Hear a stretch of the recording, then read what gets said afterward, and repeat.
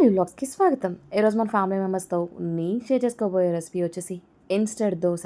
చేయడం చాలా ఈజీ, కరకరలాడుతూ క్రిస్పీగా భలే ఉంటుంది. ఇంకెలా చేసేయాలో చూసేద్దాం. చకచకా చేసేద్దాం. ముందుగా ఒక బౌల్ అయితే తీసుకుని అందులో ఒక కప్పు శనగపిండి వేశాను.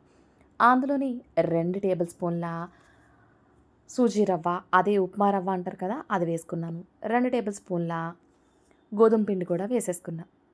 వేసేసి అందులోనే రుచికి సరిపడగా ఉప్పు, ఒక పావు కప్పు పెరుగు వేసుకుంటున్నాను. పులిసిన పెరుగైతే ఇంకా బావుంటుంది. సో, నేను కొంచెం పుల్లగానే ఉంది పెరుగు. అది యాడ్ చేసేసుకొని ఒకసారి కలిపేసుకుందాం. మీలో ఎవరైనా కొత్తగా వ్యూ చేస్తుంటే లైక్ చేయండి, షేర్ చేయండి, సబ్స్క్రైబ్ చేసుకోండి. పక్కనే ఉన్న బెల్ ఐకాన్‌ని నొక్కండి.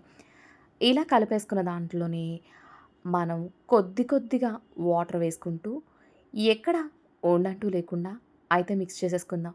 ఎక్కువ వాటర్‌ని ఒక్కసారే వేయొద్దు. ఎందుకంటే పిండి పలచనైపోతే మన దోసలు అంత రావండి. అందుకని మనకి దోసల పిండి కన్సిస్టెన్సీ ఉంటుంది కదా! సేమ్ ఆ కన్సిస్టెన్సీ వచ్చేదాకా కొద్ది కొద్దిగా వాటర్ వేసుకుంటూ అయితే మిక్స్ చేసుకుందాం.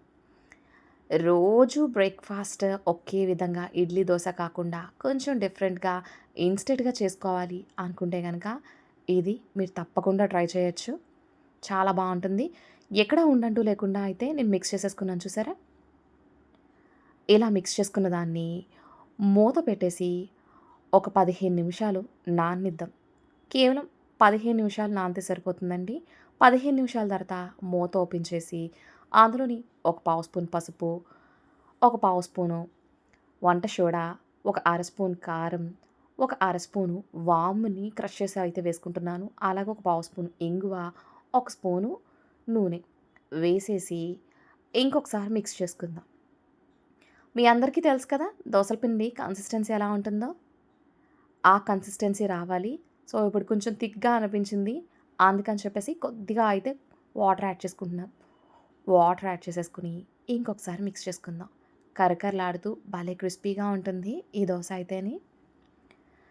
చూసారా? ఇలా ఉండాలి. ఇప్పుడు ఒక గరిటె తీసుకొని మరొకసారి మిక్స్ చేసుకుందాం అండి. కన్సిస్టెన్సీ మీకు చూపించాలి కాబట్టి చూపిస్తున్నాను. చూసారా?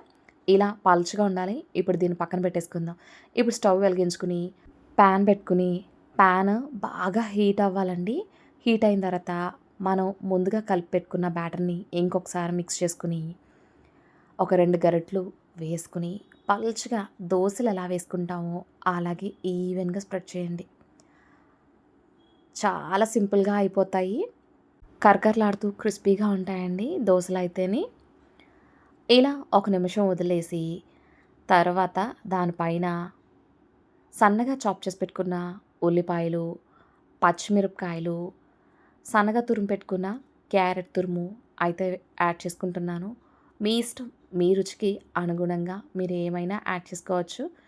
నేనైతే పెసరట్లా ఉండాలని చెప్పేసి ఇలా యాడ్ చేసుకుని కొద్దిగా నూనె అంచులంపుట స్ప్రెడ్ చేసుకుని ఒక నిమిషం ఆగి అప్పుడు ఒక్కసారి గరిటెతో ఇలా ఎడ్జెస్‌ని జస్ట్ కట్ చేస్తున్నట్టుగా చూసారా? నేను ఎలా చేస్తున్నానో అలాగే చేయండి. చూడండి చక్కగా కుక్ అయిపోయింది దోస అయితేని. ఇప్పుడు మరొక్క నిమిషం ఆగి చూస్తే గనక గోల్డెన్ కలర్‌లో కరకరలాడుతూ భలేగా ఉంది దోస అయితేని. ఇవి వేడి వేడిగా తింటేనే బావుంటాయి. చల్లారిపోతే అంత టేస్ట్‌గా ఉండవు. సో, అలా వేసేసి ఇలా ఇచ్చేయాలి. అలా అయితేనే ఈ దోసలు కరకరలాడుతూ క్రిస్పీగా తినే కొద్దీ తినాలనిపిస్తుందండి. చల్లారిపోతే అంత బాగోవు. నేను నా రివ్యూనే ఇస్తున్నాను. నేను తీసుకున్న కన్సిస్టెన్సీకి నాకు ఒక 10 దోసలైతే అయినాయండి. చాలా బాగున్నాయి. కరకరలాడుతూ భలే క్రిస్పీగా ఉన్నాయి. మీరు ఇన్‌స్టెంట్‌గా ఏదైనా చేసుకోవాలి బ్రేక్‌ఫాస్ట్‌గా గానీ, ఈవినింగ్ స్నాక్స్‌గా గానీ, ఒక్కొక్కసారి మనకే కొంచెం డిఫరెంట్‌గా తినాలనిపిస్తే ఇది ట్రై చేయండి. చాలా బావుంటుంది. అప్పటికప్పుడైతే చేసేసుకోవచ్చు. చాలా బావుంటుంది కరకరలాడుతూ కూడా. పెద్దగా కష్టపడాల్సిన పని లేదు. ఉండగట్టేస్తుందేమో పిండి అన్న భయం లేదండి. డెఫినెట్‌గా ట్రై చేయండి. మీకెలా కుదిరిందో నాకు కామెంట్ సెక్షన్‌లో కామెంట్ అయితే చేయండి.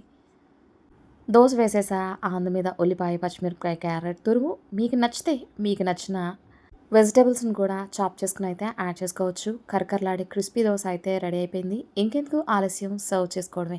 చాలా ఈజీగా, టేస్టీగా దోస అయితే రెడీ అయిపోయింది. Thank you for watching.